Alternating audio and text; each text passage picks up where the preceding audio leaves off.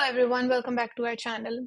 In the last video, we discussed about marketing strategy, marketing plan, and advertising campaign. And we also discussed all the different components of a good marketing strategy, how it translates to an advertising campaign, and how effective that advertising campaign can be if the marketing strategy and advertising align.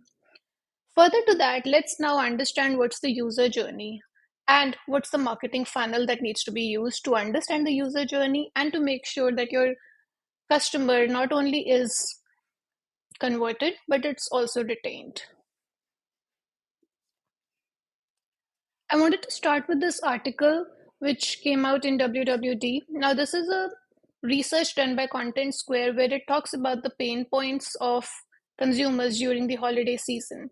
They say that the main pain points are slow website, slow loading times, too many pop-ups, and unavailable products.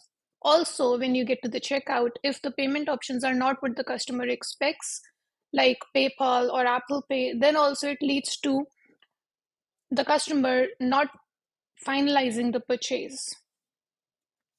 Similarly, the article also talks about if the customer is not able to apply the discount that the customer was expecting at checkout, then also there's a drop off from the customers. And lastly, the article talks about that as much as we talk about social media influencers, their influence seems to be waning. And approximately 70% of the respondents said that recommendations from social media influencers will not be affecting their holiday purchases. That's something new. Let's talk about the marketing funnel. Now, if you have a marketing background, you already know that there are four components of a marketing funnel. We start with the top of the funnel, which is about the awareness, the middle of the funnel, which is about consideration, the bottom of the funnel, which is the decision or the purchase, and finally, there is a post-purchase stage. As a marketer, what you need is that the customer stays in the loop. Once you're able to convert a customer, the customer is retained and the customer becomes a loyal customer. How do you do that? It's all about customer relationship management. It starts from customer service to frequency and loyalty programs, customization, community building, and reward programs.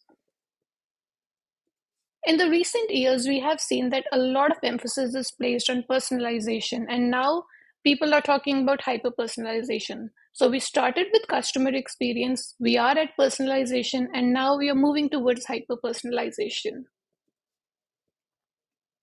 This article from Deloitte talks about hyper personalization and how hyper personalized marketing can help in maximizing revenue, reducing cost, and elevating customer experience. In fact, they talk about hyper personalization in all stages of the customer journey, starting from the custom and relevant advertising to unique landing pages to recommendation engines, dynamic pricing, service chatbots, omni-channel customer service, pre-populated applications, real-time product notifications, and finally loyalty programs and re-engagement. They've also shared this in terms of a graph between revenue and personalization maturity. And they start from single messaging, going on to behavioral recommendations, and finally predictive personalization. And they have taken case studies of three main companies, Amazon, Starbucks, and Netflix for the same.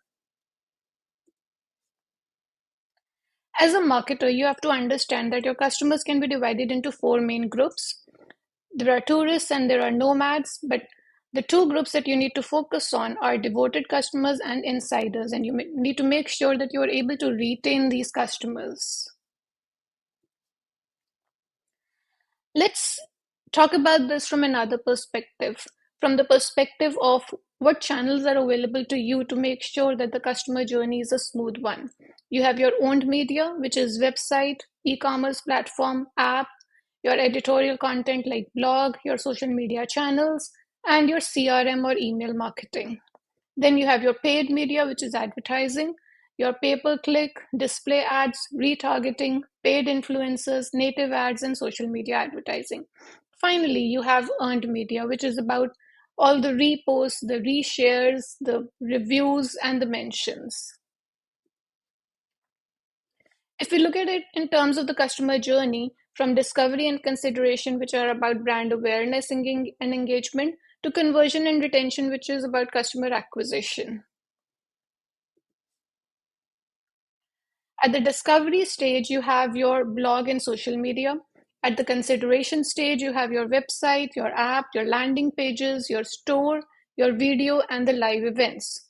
At the conversion stage, you have your email marketing, your influencers, reviews, and video tutorials. Finally, the retention is achieved by loyalty programs, targeted email marketing, and videos.